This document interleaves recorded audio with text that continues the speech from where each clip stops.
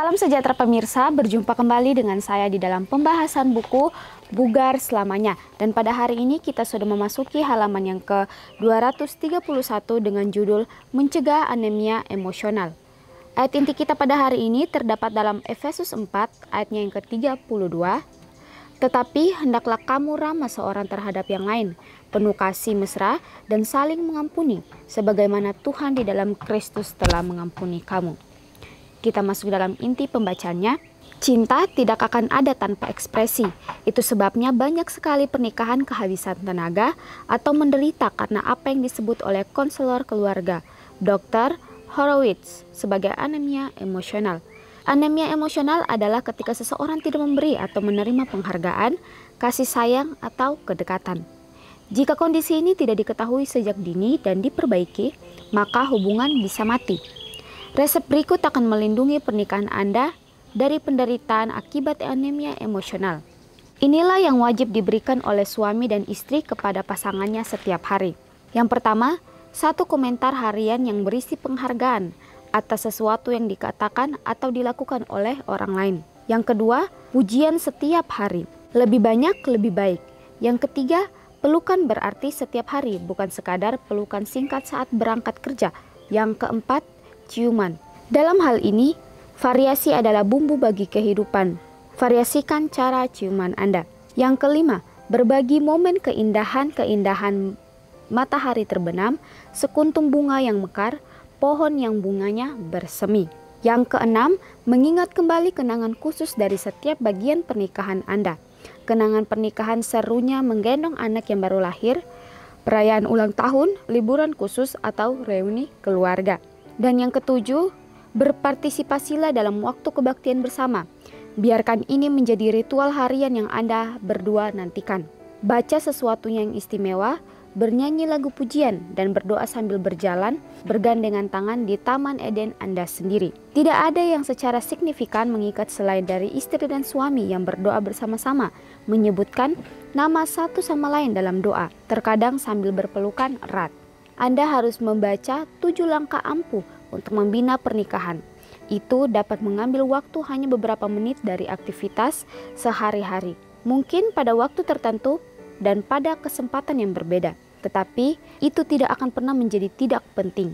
Ketika 7 tindakan pencegahan ini terjadi dalam hubungan Anda, pernikahan Anda tidak akan pernah terancam anemia emosional. Puji Tuhan, ini diingatkan kembali kepada setiap keluarga atau dalam setiap hubungan rumah tangga, dikatakan khususnya kepada seorang perempuan dan seorang laki-laki di mana yang sudah berumah tangga atau yang sudah menikah. Dikatakan di sini bahwa cinta tidak akan ada tanpa ekspresi. Itu sebabnya banyak sekali pernikahan-pernikahan pada zaman ini yang kehabisan tenaga karena tidak ada kasih di dalamnya, tidak ada cinta yang tulus di dalam pernikahan tersebut. Untuk itu dari ayat intinya dikatakan di dalam Efesus 4 ayat yang ke-32, tetapi hendaklah kamu ramah seorang terhadap yang lain, penuh kasih mesra dan saling mengampuni. Sangat luar biasa pelajaran pada hari ini, mengingatkan kepada setiap keluarga, setiap rumah tangga. Dikatakan biarlah dalam hubungan berumah tangga, dalam setiap hubungan suami istri, biarlah mau ada kasih mesra, biarlah mau ada cinta di dalamnya. Cinta yang tulus itulah yang mengikat setiap hubungan rumah tangga. Itulah yang dikehendaki oleh Tuhan kita. Dan di sini juga ada seorang dokter mengatakan bahwa anemia emosional adalah ketika seseorang tidak mendapatkan pujian atau penghargaan atau kata-kata sayang di saat dia melakukan sesuatu. Untuk itu kembali diingatkan bahwa ketika seseorang atau suami atau istri melakukan sesuatu atau anak-anak sekalipun melakukan sesuatu, biarlah harus ada kata pujian, harus ada kata-kata yang dikeluarkan dari mulut seseorang yang penuh dengan kasih. Karena dikatakan di sini bahwa jika kondisi ini tidak diketahui sejak dini dan tidak diperbaiki, maka hubungan antara sesama bisa mati. Ya, untuk itu Tuhan menganjurkan kembali kepada kita untuk selalu saling menghargai satu dengan yang lainnya. Harus ada cinta di dalam setiap hubungan keluarga. Dan di sini juga Dr. Horowitz memberikan 7 resep yang sangat ampuh untuk setiap pasangan suami istri. Yang pertama ada penghargaan, memberikan pelukan, dan juga berpartisipasi, mendoakan satu dengan yang lainnya, dan lain-lainnya. Dan dikatakan di sini bahwa Ketika 7 tindakan pencegahan ini terjadi dalam hubungan Anda, pernikahan Anda tidak akan pernah terancam anemia emosional. Ini bukan saja untuk setiap pasangan suami istri saja, tetapi bagaimana ini juga untuk anak-anak di rumah.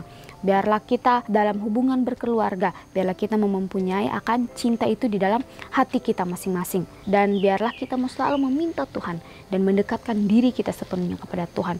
Biarlah kita meminta Tuhan untuk memberikan cinta itu selalu ada dalam kehidupan kita. Maka ketika kita meminta itu, Tuhan akan memberikan itu.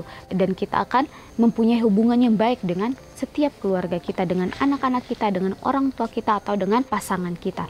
Ya, dan sangat luar biasa juga pelajaran ini mengingatkan kita kembali akan hubungan kita dengan Bapa kita di surgawi. Dimana ketika kita menjalani kehidupan kita, biarlah kita mau mengundang Tuhan berpartisipasi dalam setiap apapun yang kita lakukan. Biarlah kita mau menjalin hubungan kita yang baik dengan Bapa kita.